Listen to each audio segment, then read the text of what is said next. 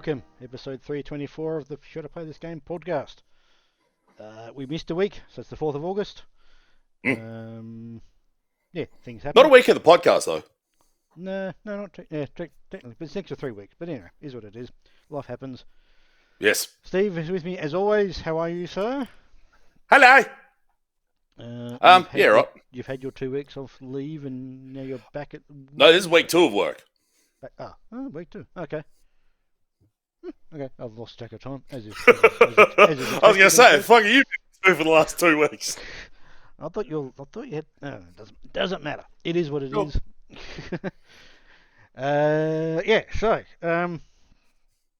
Podcast, games. Games. Oh! Let's have a look at them. Not so many on me for my list this week. One old one came back. I wanted to play. We'll get to that in a moment. Drifter. I'm up to perhaps 6 of that game. That's really cool. I really enjoyed it. I'm not going to talk about it here because I think if I did, I'd have to spoil a bunch of stuff. So I don't want to do that. But really enjoying everything about that game. Puzzles are pretty decent. They're not that bad. Some of them are a bit esoteric, and you go, "What the hell are you really trying to do?" But have you had to look any up? I've had to look at a couple. We're just saying, "Am I doing this right?" And I'm just not getting the right sort of sequence of events. But there's some that I was doing the right thing, but not quite clicking the right spot, depending on how. So yeah, it was a bit of an old one. So a couple of things like that. But so they really have gone the LucasArts. Not really. No, not as bad as some of them. Not as bad, but fuck. There's one where I needed to hide, but I was actually hiding in the wrong spot. But I thought I was in the right spot. Just the way that the icons sort of presented themselves in terms of movement. But I'm really digging a lot about that game. Pedanticness about how it actually wants to do shit. But yeah, really digging that game a lot. So I think that'll probably be one of the very few games I actually finished this year. But nice. We shall see how we go. Another one I'll probably get around to finishing. Eroxholm, The Stolen Dream. Really digging this game too. I think the performances in the cutscenes in that game are really, really good. I find that it's a little bit the instant fail state of a lot of the things is a bit. You don't get a chance to make an escape if you get discovered. You just instant fail state, which is a bit of a bugger, but it's the game they made, so that's cool. But yeah, that's the only thing I'd say against that one. But I'm really digging this game as well. I think it's really, really neat. This is the one that came back from the past. I saw this when I started putting shit together this morning at the time recording, and I'm like, number 1, Wildlands. Number 2, what the fucking fuck has been going on that you needed a comfort game like Wildlands? Yeah, that's exactly what it was. I just wanted to play a comfort game. They're talking about Tom Clancy's Ghost Recon Wildlands from. I thought it was 2019. It was actually 2017. It's an 8-year-old game. This is the game that I played, and I've played probably several times through on console. I'm playing this on PC now, through Steam, and its weird ass connection to the Ubisoft launcher, which is just freaking weird. But anyway, that fucking shits me. That thing. Yeah, I don't know why they can't just play it out of Steam. But anyway, even though you buy it in Steam, because I've cancelled my Ubisoft, whatever the fuck that subscription thing was. Yeah. Plus Premium, whatever the fuck it was. Ubisoft Play or some shit. Whatever the hell it was. So I just got the client to. But I bought the game on recently through the Steam sale. It was like $7 or something insane. Yeah. Okay, I'll just pick it up there. Ubisoft games like that go mad fucking cheap during those Steam sales sometimes. Especially the other ones like this. And when you play it, like you could play in the Steam library, it goes and launches the Ubisoft launcher in a weird ass way. Yep. And confuses the hell out of the computer because it has no idea what the fuck it's doing. Yep. But the stuff does come back into Steam, so your hour count and your achievements all back into Steam. So I don't know why they can't just run it over Steam, but anyway. The achievements also carry over to the Ubisoft app. Yeah, they cross over, so it's really kind of an odd setup. But I still think, even though this game is 8 years old, 9 years old. It's not like it was a shit looking game back when it came out. This game looks really good. Like that's the screenshot I took when I was playing it on the PC. Like the lighting effect and all that kind of stuff. It looks really good. So I think that game looks really, really good. Yeah, I just needed a comfort game. I just wanted to play something I wanted to have. So I've played 6 hours of the damn thing over the last couple of days. I'll probably I'll keep do it. playing it. I mean, that's one of my all-time favorite games. That game, so I'll just keep playing it ever then. But um, this made me laugh when I saw it was released on Stadia in 2020, Yep. and I thought, oh, I that's a was bit. looking at that. I'm like, hang on a sec, 2020. That doesn't sound right. And then I saw the other release. I'm like, that does sound right. Yeah, it was way after everything else. And there's also an early access period for expensive editions. There There probably are. was. Yeah, there probably There's. was. Hang on. March 7 PS4. March 7 PS4. Yeah. March 7 Wait a minute. March 9th. Anyway. But yeah, the Xbox app does the exact same thing, even with games on Game Pass. Oh, okay. Just the same thing. Game Pass Okay. games you buy in the Xbox app, when they run their sales, it'll launch the Ubisoft Connect client. Okay. Interesting. I think it also does it through Epic off the top of my head as well. So I think it just backdoors the Ubisoft app, Yeah, okay. Ubisoft app in there, because you got all the Uplay reward points and all that shit. Ah, okay. That's where it comes into So play. Yeah, okay. the concept would be, well, if you buy it through Steam, but then you're not going to get these Uplay points, but it's so integrated into the Ubisoft game experience to have those reward, which are basically just most of the time just loot, and yeah, pretty and basic stuff. screenshots and music. Yeah. But that's a weird thing. Yeah, but no, I just wanted something to just play. So that's what I picked because I really like that game. I've dug back into Satisfactory. Briefly. Oh, that wasn't there when I looked this morning. No, I've only just played it for a little while this morning. Just to check if all the mods and stuff that I use are up and running. They are basically, which is cool. They're all working or function, which is really cool. But now I'm just doing a bunch of work with one of the mods that I think I might mention this before. One of the mods produces like a API of the game data. Okay. Like how many of each of the types of machines you've got and where they all are in the world and what all the stuff that's in them and that sort of stuff. But now wanting to do the 2 saves, I'm getting ready for Solar Factory again. I want to keep my 2 game saves in my database. Separate. So I'm doing a whole bunch of work to make it so I can do that. So that's probably that's why I started. Oh yeah, cause if the save file system's not managed properly, it'll confuse that shit, wouldn't it? Well, the API just spits out whatever you're playing, so that's not an issue at all. Oh. And the saves are all under when you start a new save, you give the save a session name. Yes. So that's what I'm actually doing. I'm now storing that information in my backend database, so I can flick between the 2 of them, and the website that I've created will just populate as needed based on whatever one you're running at the time. So yeah, so it keeps it all separate. So that's you'll see it a lot being played or running while I'm doing that work, but I won't actually be playing it. So I had for as much time as I've spent in front of this thing, normally, no different than normal, really. I haven't seen Satisfactory pop up. No, that's the first time I played it in. Oh, okay, so it was right today. Yeah, it was only today. What the fuck was I doing that I didn't notice that then? I have no idea. But that is it for me. So just those 4 games, but holding pattern, sort of pattern, just continuing with stuff. Yeah, just doing stuff. I mean, still got house stuff still finishing up. That's probably why I'm just not doing as many games as I normally would. I just dealing with house stuff, which is getting close to finishing. Mind you, I do have my fridge and my freezer in my lounge room at the moment because I'm getting a new kitchen floor tomorrow. Fuck yeah! So, dude, that's way less space. That's like way less footsteps you have to take to get drinks out of the fridge and shit. I can't tell you how many times I've been tempted to put a fucking fridge in this very room. All it would do is cut the footsteps in like 25%, like it would quarter it, but I'm almost willing to do it. Yeah. I think that says more about me than anything else. Probably, but yeah, I understand the logic. Oh fuck yeah! I can take 3 steps instead of 12. Exactly. It's not. I just need to put a toilet in here, and then we're all set. Yeah. But that's me. So yeah, not much, but yeah. Over to you. From a numbers perspective, not as many, obviously, because I haven't had as much time.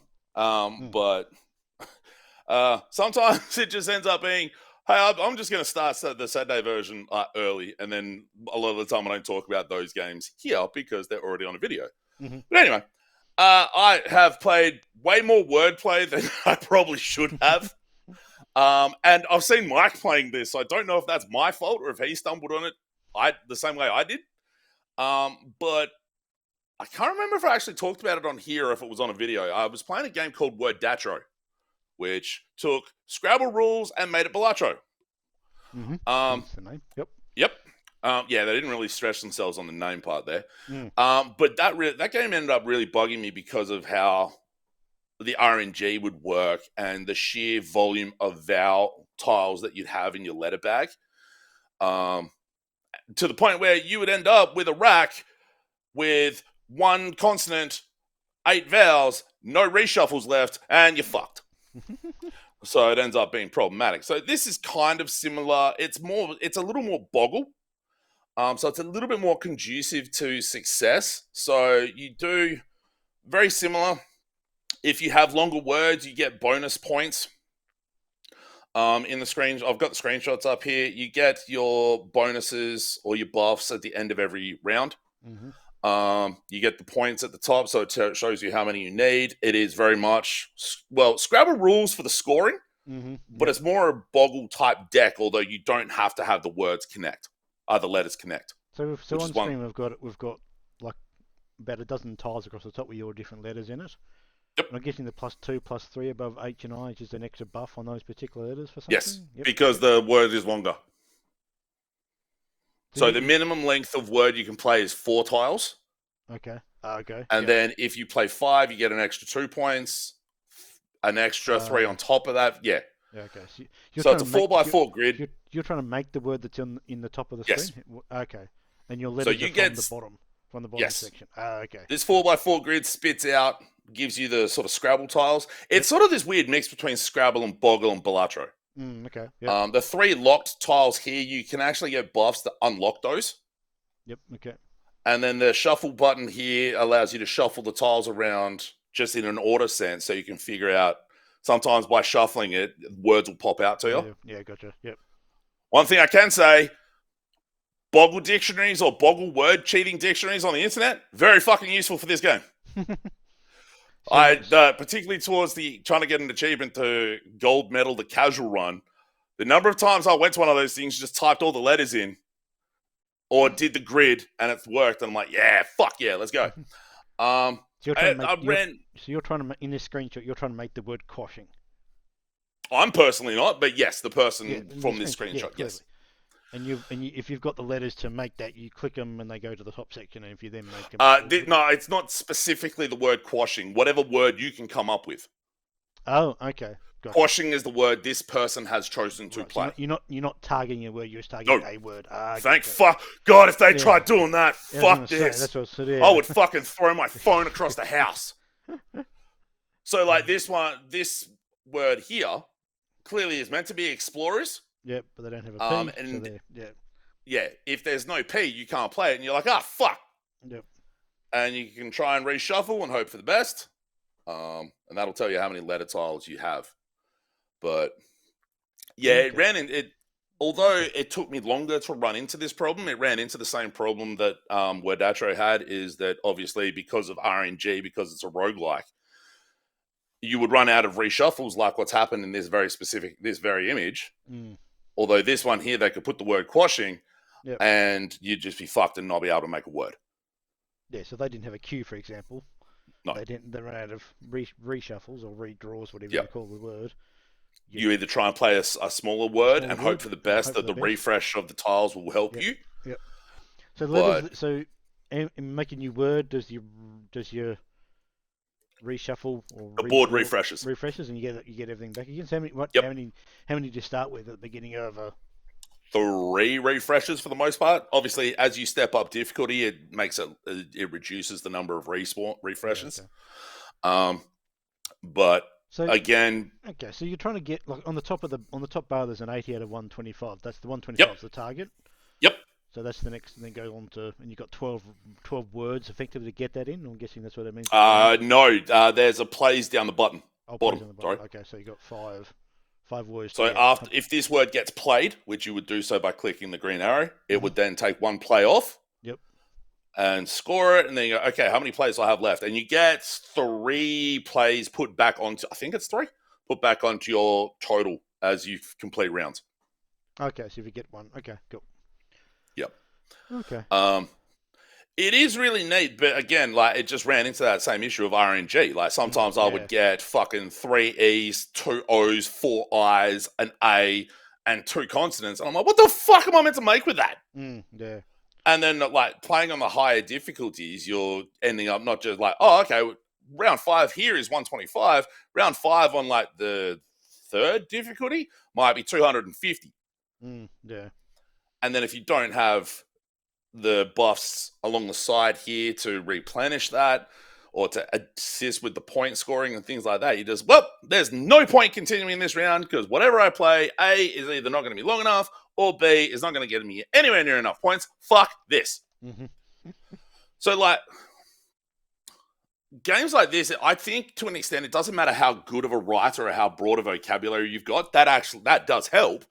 But I feel like you need to have the mathematical like logic puzzling out of ordering to be able to figure out what letters are here, what order can you actually take those letters and put them in. I feel like there's a mathematical quality to that thinking that I don't necessarily have as much. Because I would submit a word, and just as I press the submit button, I'd realize there's like 2 letters I could have chucked on the end and made the word longer. I'm like, fuck! Yeah, okay, yep. And I'm not going to call myself the best writer, but I'm decent, functional. You'd hope I'm maybe better than functional, given my profession. But, you know, can never be too certain in these times. But, yeah, it had that sort of Balatro quality of, oh, fuck, I'm so close, and just trying to chase certain challenges or chase the completion of the different tiers. And then after a while, I'm like, I am spending way too much fucking time playing this game. I need to bail. And I need to play other stuff. But also, I was just getting more and more annoyed at the RNG shit. But yeah, the game is currently it's on Steam, as you said, $12 currently Australian. For that price, yeah. For that price, it's absolutely worth it. Absolutely worth it, by the sounds of it. Yeah. It does in fact. Wildlands is pretty neat as well. Does in fact come with a wordy roguelikes bundle, which includes Wildlands. So there's another one in that Vertigo word game. Yes, Vertigo. That only just came out. Okay. So I bought that as well. Turns out, can't remember what day it was. It was either Wednesday or Thursday. Like a bunch of games, like 10 games on my wish list, all came out on the same fucking day. Okay. So I'm like, oh well, might as well play all these. As it turns out, playing 10 games can run you up to like, I don't know, $1,000. Yeah. This only ran me like $140, $160. Yeah. So I'm gonna try Vertigo at some point. But Worddatro is not bad. I think this is better because you get more of an opportunity, and the word dictionary is actually a lot more permissible. In terms of what you can put down to spell. Yeah. Okay. Wordplay would take certain like colloquialisms, slang terms, things like that. Worddatro's word dictionary was fucking restrictive. Okay, interesting. Obviously, you can't play proper nouns, but it's a little bit more permissive than Worddatro. So I'm curious where Vertigo falls on the word game Balatro scale. Yep. If it's more Worddatro end or the wordplay end, we'll see. I finally, and I didn't actually do this on camera or on video. I probably could have, but I didn't. Capcom Fighting Collection 2, I finally did a bit of a dig around in there to have a look at the games that they have included. Most of the games in there, I've got very little experience with. Now, I'm not some fucking, like, fighting game nerd. Well, right. To say you're not a nerd in this context doesn't really make sense. No. But, like, I haven't played fighting games since their inception. There are some specific ones I've played. There's some ones that I know about that I would like to play. But, yeah, so I have a bit of an understanding of Street Fighter Alpha 3. There is a version in this package called Street Fighter Alpha 3 Upper, which is kind of like a quote-unquote dash version, or Super Street Fighter version of Alpha 3. I think there's one that came out on the Wii, Capcom Fighting Evolution, which I think is where this screenshot actually comes from, this first one. We got... Yeah, okay, so there's some things I'm a little disappointed with in the collection itself. The other one I really knew was Power Stone, which I'd played a fair whack of on the Dreamcast. This screenshot here is of Project Justice, which is, off the top of my head, the sequel to Rival Schools, which is a sort of 3D fighting game that Capcom put out on the PlayStation. I was really hoping they brought that in this package, but it's not. It's just this Project Justice. I think Rival Schools I enjoy more because I played more of it. But I will say, fucking Power Stone does not hold up, man. Holy shit. I played some Power Stone going into it being like, yeah, fuck it. Actually, this is I think this is 2. This screenshot I just brought up where it's Terminate the Boss. Oh my God, it felt so rigid and... Oh, it did not feel good to play Power Stone, I'll tell you what. Fucking hell. Oh. Yeah, and that's one of the more obscure games in the collection. Like, realistically, the main draw of this collection is Capcom versus SNK 2. Or both Capcom versus SNK games. The first one, and I think it's CVS 2 Millennium Battle or something along those lines. This collection coming out put CVS 2 on an Evo stage again. I saw a video this morning of CVS 2 being at Evo. I did not expect the level of depth in that thing. It's got like 6 different selectable super meters you can pick and how they actually work and all that sort of stuff. It's kind of like, oh God, I'm way in over my head. And you can pick up teams up to 3, but if you just pick a singular person, it's obviously more powerful. Because if you go 1 versus 3 and it's the same power, you kind of get, a bit fucked. I don't know if this is a surprise or not. I tried looking for an online game. Granted, it was a Tuesday after work. And the online menu has, I think, 8 games that are selectable, and it'll try and find an available multiplayer game with those games that you select. Okay. I picked CVS 2, Capcom Fighting Evolution, and Street Fighter Alpha 3 Upper. Basically, I tried looking for people hosting games. I tried hosting games myself and got nothing. So I don't think it's that surprising that was the case, but it's also kind of a bummer. Yeah, so there's 8 games in the collection, which is pretty good for $55, whatever it is, I think. These Capcom collections, like there was the Capcom versus Marvel one that was late last year. I think they had just like X-Men versus Street Fighter. I think it had X-Men Children of the Atom in there. Yes, it's got some of these games I've never heard of. So Capcom versus SNK Millennium Fight 2000 Pro. Oh, that might be the first CVS game, Capcom maybe. versus SNK 2 Mark of the Millennium 2001. Yes. And then you got Capcom Fighting Evolution, Street Fighter Alpha 3 Upper you just mentioned, Power Stone 2, Project Justice, and Plasma Sword Nightmare of Bill Stein. So Plasma Sword was this one. This is where I'm pretty sure this is where that screenshot is from. Okay. So that's another sort of 3D fighting game that Capcom did in the PlayStation-y, Saturn-y era. Okay. Yeah. But these are all arcade ports. So it's basically, hey, you either run through the arcade version or you're playing multiplayer. Well, that's fucking it. Well, that's it. Yeah, okay. Gotcha. But like these collections have had a bunch of like really cool games in it. They throw a couple of obscure ones in there, just as a bit of a wink and nod as like these are part of our history. But CVS 2 is the draw for this collection. It was the reason that I feel like it was the reason they put it out. It was the reason I bought it. Yep. And it's cool, but I don't really have anyone to play CVS 2 with. And I'm pretty sure if I tried playing online, I would get fucked up. Assuming you actually got a match, yeah, probably. Yeah. Anyone playing CVS 2 online and be an absolute murderer. Yeah. I'm like, oh no. Anyway. Interesting. Hey, nice day for fishing. Okay, moving on. No, I fucking love that Balin only has 3 things that he says. Yeah. And that's how he responds to every fucking thing that every someone dialogue says. option is just nice day for fishing or whatever, yeah. That's his response to, you need to go this and dig this shit out. And okay. Have you gone back to this?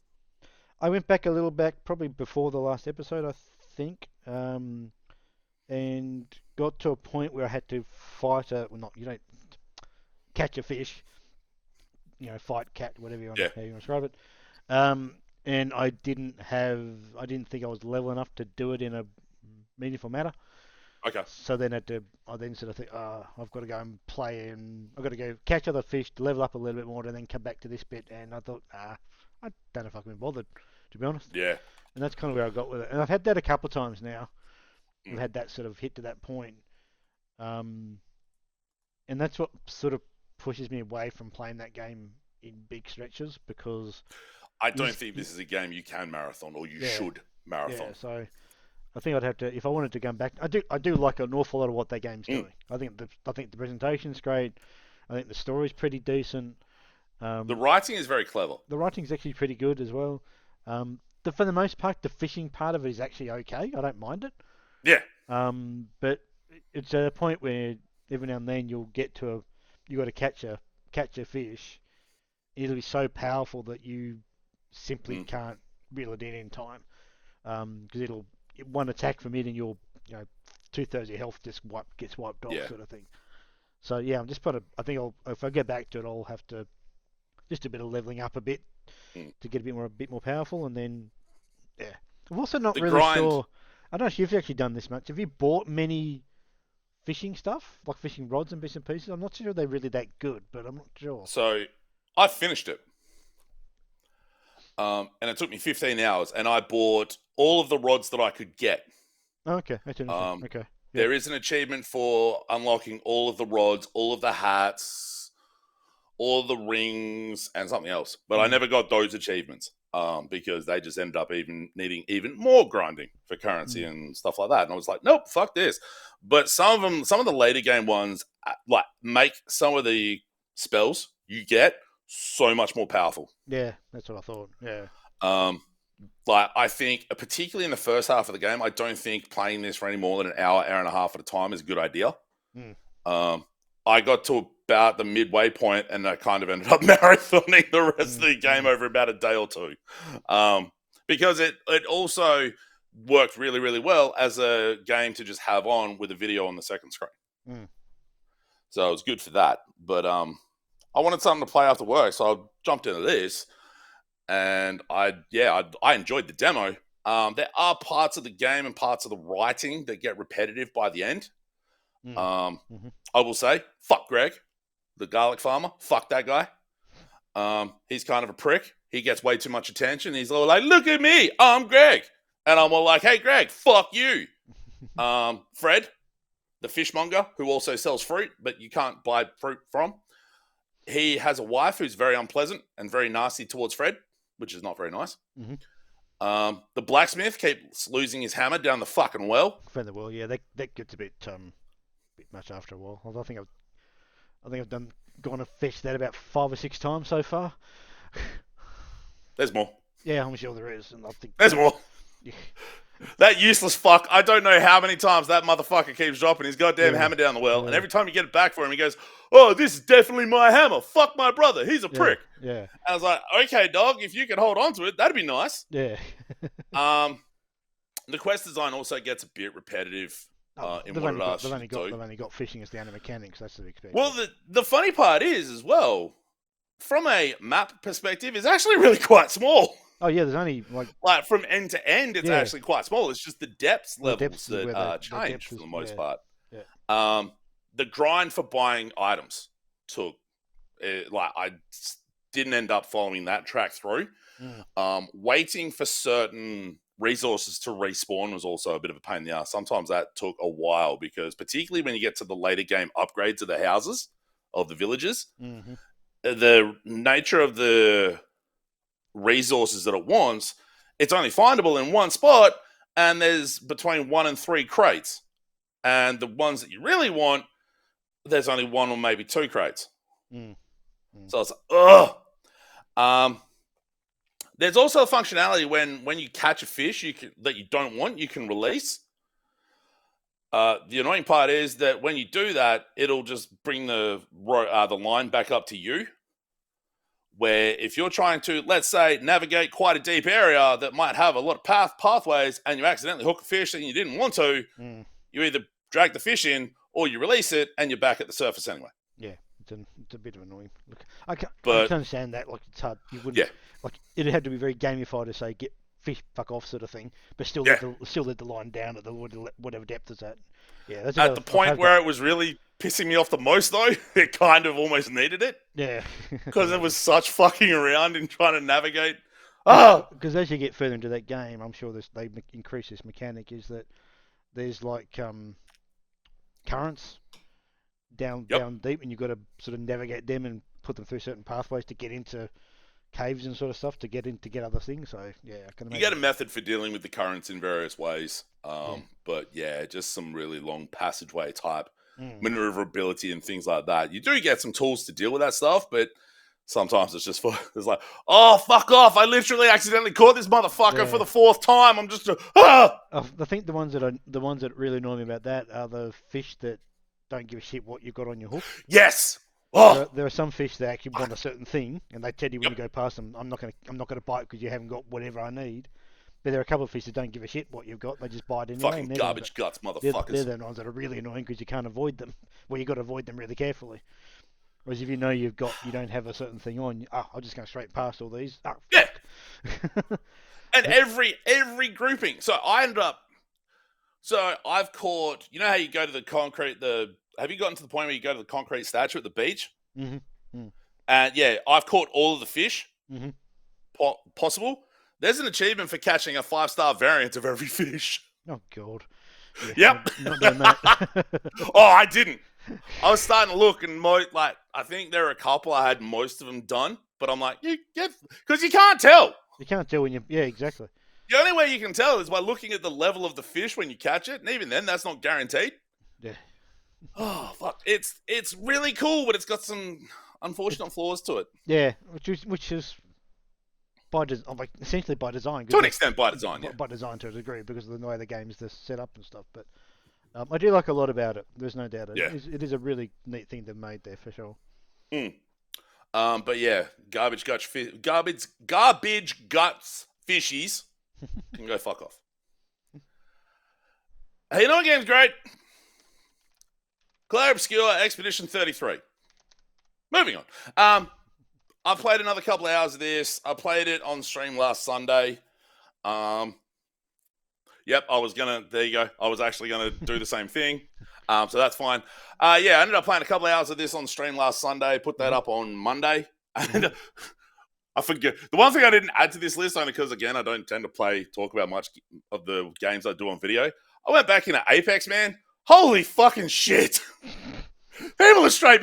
Number one, the amount of shit that's changed in that game is fucking ridiculous. Also, people are murderers. And I thought I'd do alright because I played some Call of Duty and Warzone, but yeah, nah. Anyway, Claire Obscure's pretty great still. There we go. Teenage Mutant Ninja Turtles Tactical Takedown. Oh, okay. Yep. I finished that.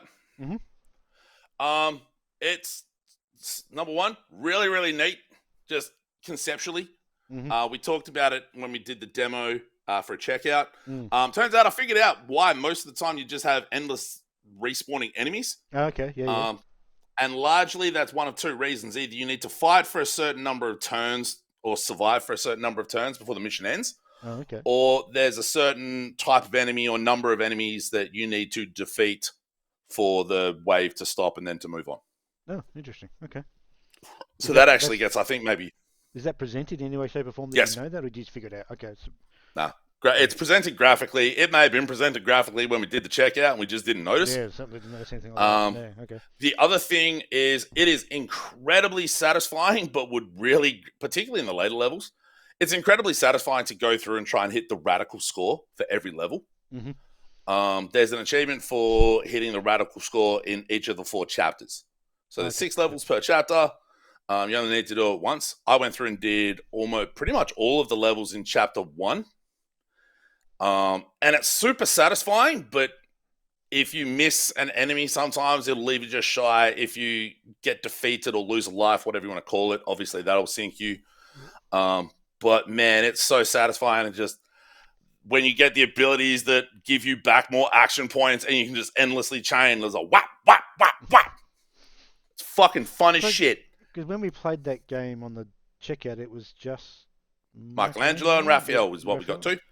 So do the other one, like obviously they've all got different techniques and all kind of stuff. Do they change a lot between each one because of the nature of the game? Does Some it? do. Okay. There Yeah. are some pretty decent differences between the two, Yeah. between all four of them. Okay. And so you get loadout. Each of the turtles has a loadout of 3 abilities, Okay. 2 or 3. And then the other 2 abilities you have, you can pick and choose from all the different turtles as far as which one you want to use. Yeah. And then there's the alt or the support item or whatever they want to call it.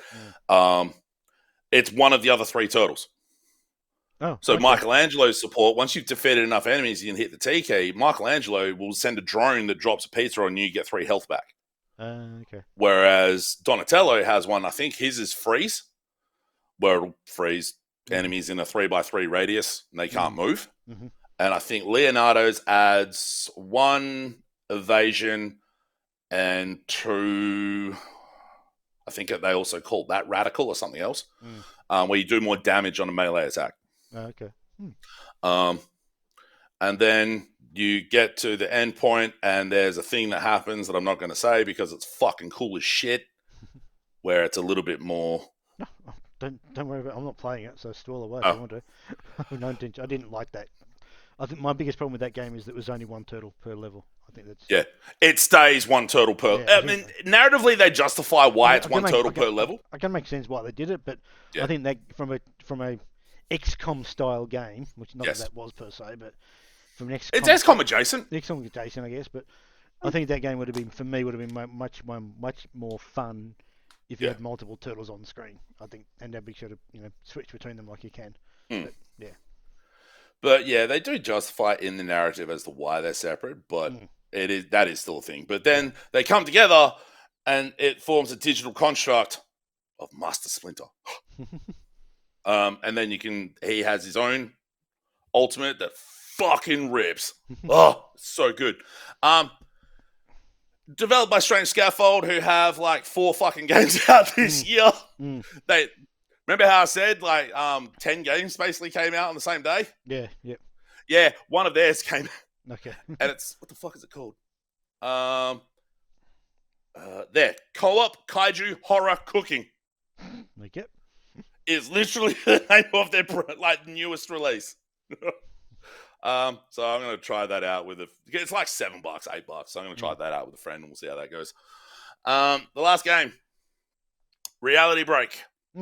I played the demo of this a while ago on stream.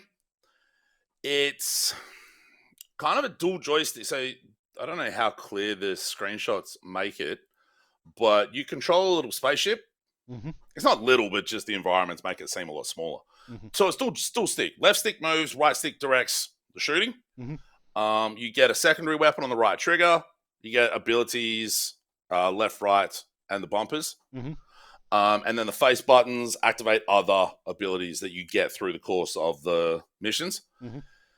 It brings up kind of a roguelite element in that there's points in the story where you just get fucking wiped. And then you break reality and you can adjust and like alternate and make changes to prevent that from happening. Okay, interesting. Okay. So it's an interesting, and then you can do some upgrades on items as you play on some of your loot. And when you break reality, you get a certain number of reality points that, again, and that has a big skill tree that is like related to that. Okay. But yeah, so the reason for the pause, the reason for the deep sigh, I was playing this before lunch, before we recorded today. I had been enjoying it quite a bit. I had the game fucking break. No, what's called reality break? What do you expect? I was waiting. I shouldn't have been surprised that you went there, you motherfucker. Couldn't resist. Like an actual mission progressing bug. Oh, okay. In that I had to go fly my ship through this passageway to scan a certain piece of the environment. That piece of the environment didn't spawn. Oh, okay. So I tried. You can jump, like hyper jump, out of certain areas, either at gateways or just off your map. Mm-hmm. I tried doing that to reset it. That didn't work because the levels themselves, for the most part, some of the layouts are procedurally generated. Oh, okay. Yep. So it's not always the same as you go in. Mm. Now, this is kind of an action role-playing game in that you have different item slots on your ship for weapons, armor, stabilizers, a whole bunch of shit. Mm. And there's an achievement for having all of the item slots filled with epic tier loot. Mm-hmm. 3/4 of my fucking ship was epic, wasn't it? And it wasn't spawning, so I broke reality. I'm like, fuck you. Broke the reality, reshuffled. So I was on, because there's 4 times during the narrative that it makes you do it, and then you can just choose to do it whenever you want. Okay. Yep. So I ended up getting on the 5th phase, got there again, didn't spawn. Oh, wow. Okay. Bailed out, closed the game, went to the Steam discussions to search for that specific mission and go, what the fuck is going on here? And then in February, the developer was like, yeah, there's something busted with it. I don't want this to happen. This is not great, blah, blah. I'm like, all right, fine. I'll go back in. Went back in. It was fucking there, wasn't it? So, like,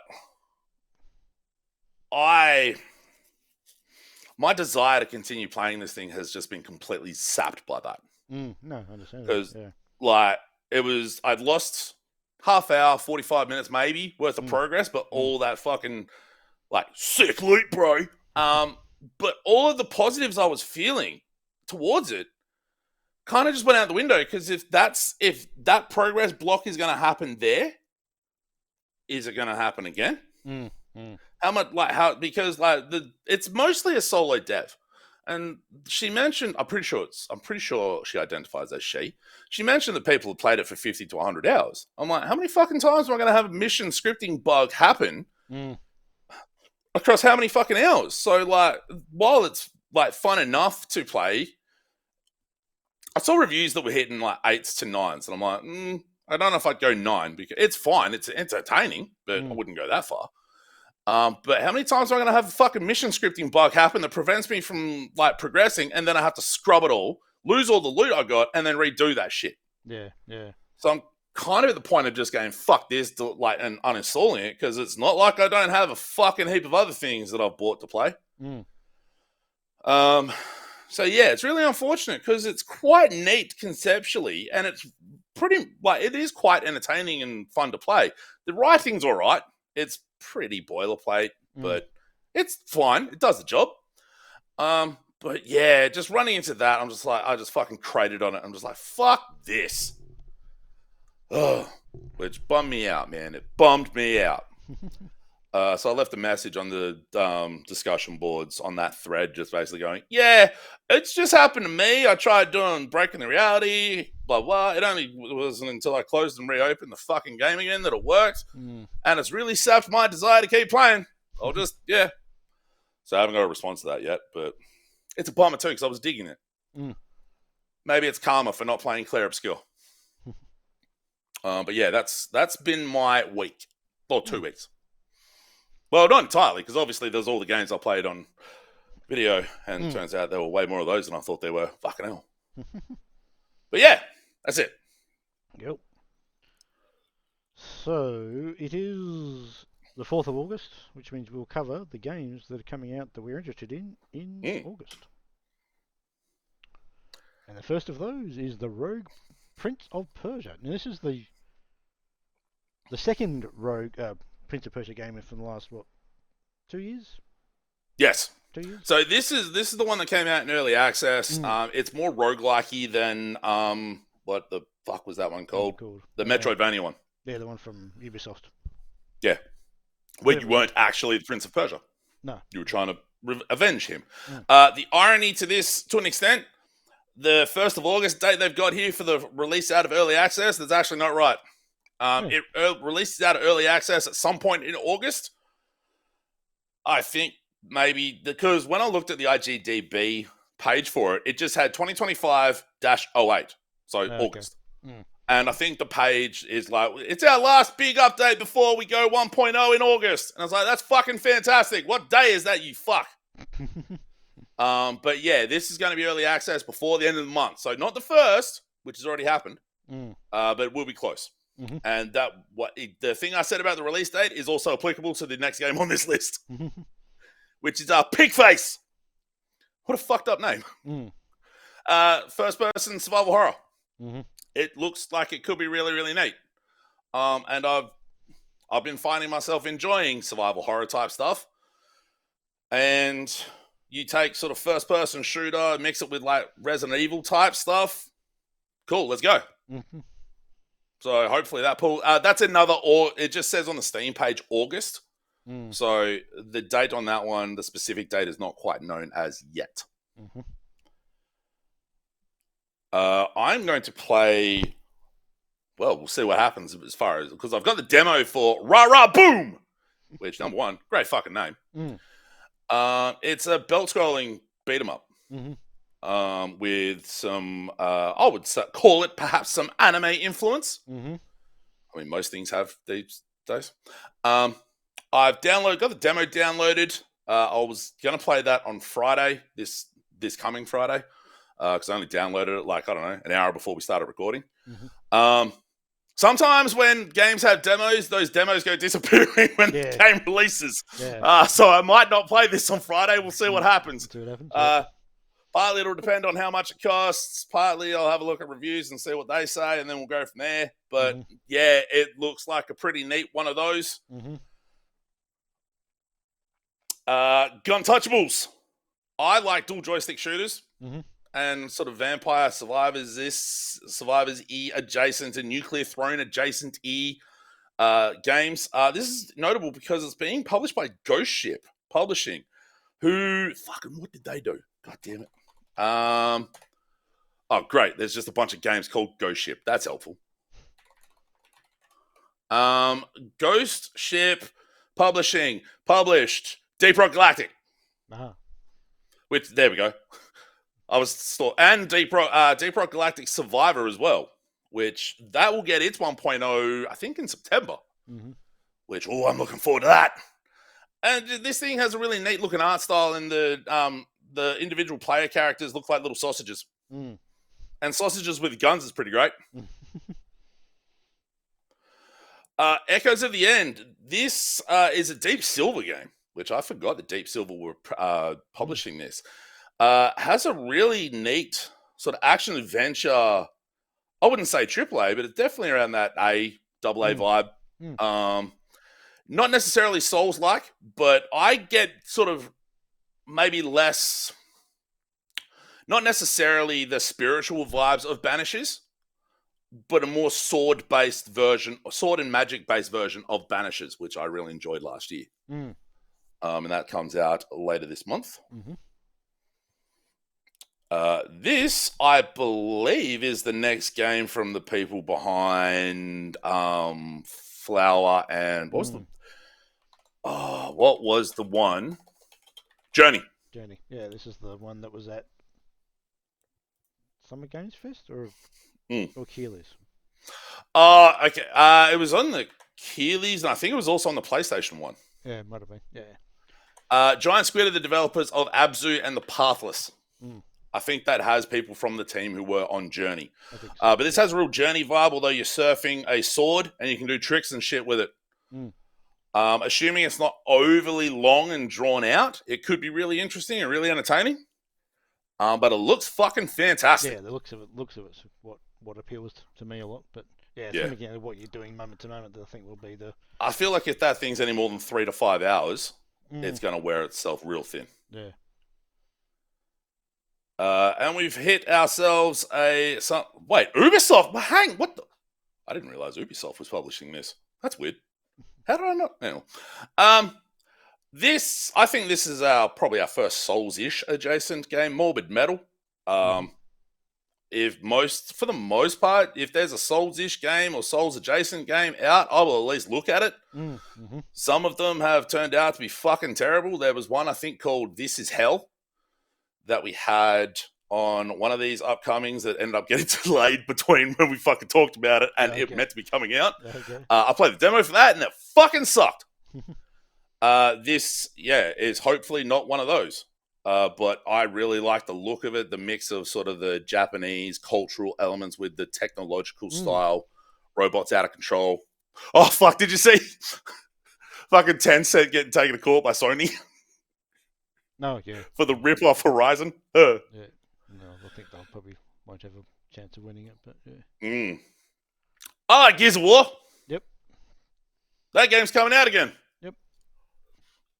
Yeah, this is the original Gears of War from 360 era. God, I'm trying to think when that actually was. But that was 20... Keep talking. I'll literally looking it up. That would have to be early 2010s, like 2010. November 7, 2006. 06 is before that. Okay, so that's a...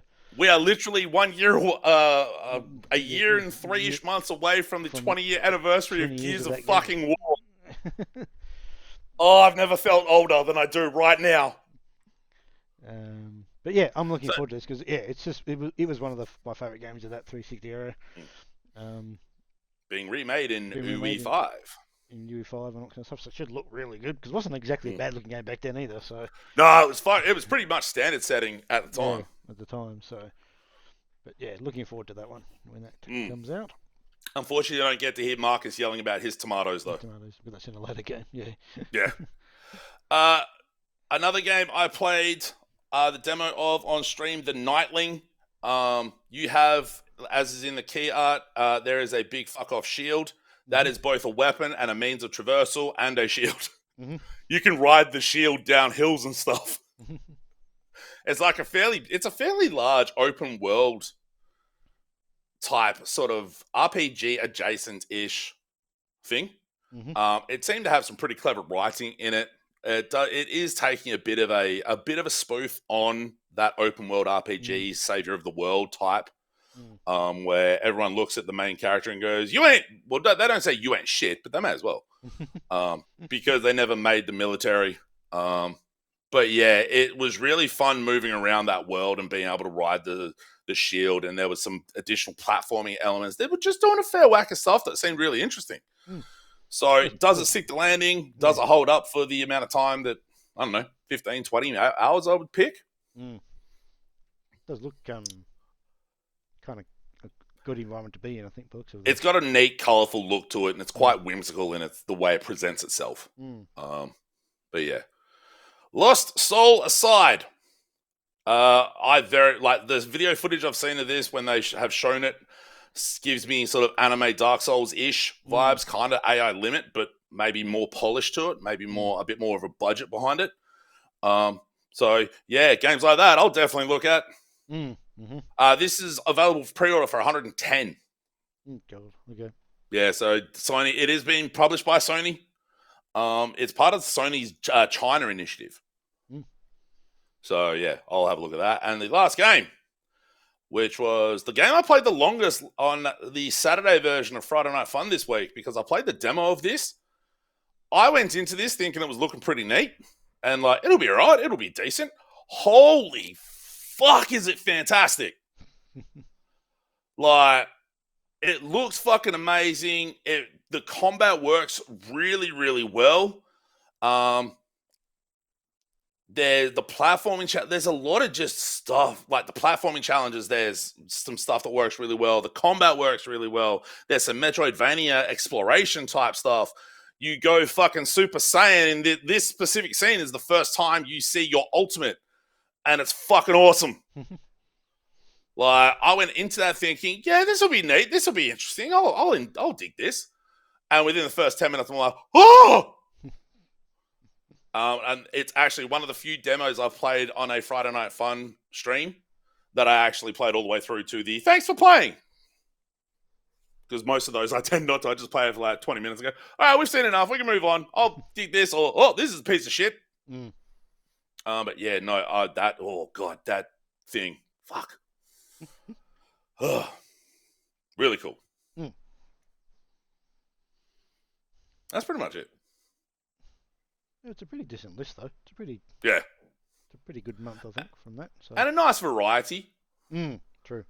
I mean, as we've said a bunch of times, we can never predict what's going to come out. Something out of left field comes out, and these games get pushed to the wayside. But or sometimes the games we're really looking forward to come out and completely shit the bed.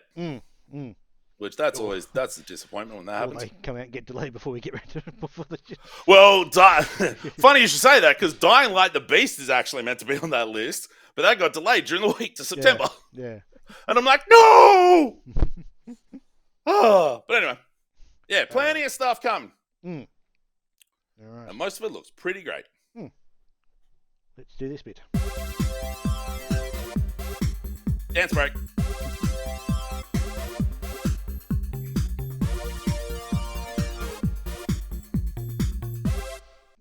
Alrighty, so we've got the YouTube channel, which you'll see a bunch of Friday night fun etc. streams from Steve. He goes live on twitch.tv/Enemy Starship. Hook up with him to get notified when that's going to happen. Other than that, we'll have a podcast in a fortnight. We'll probably do in between. We'll do something, probably split fiction, maybe something else. We have no idea just yet. We've got options, which is always good to have. But anything else from you, sir? Nah. Cool. All right. In that case, this has been the Should I Play This Game podcast for the 4th of August, 2025. We're back in a fortnight. Until then, have a good one. See ya.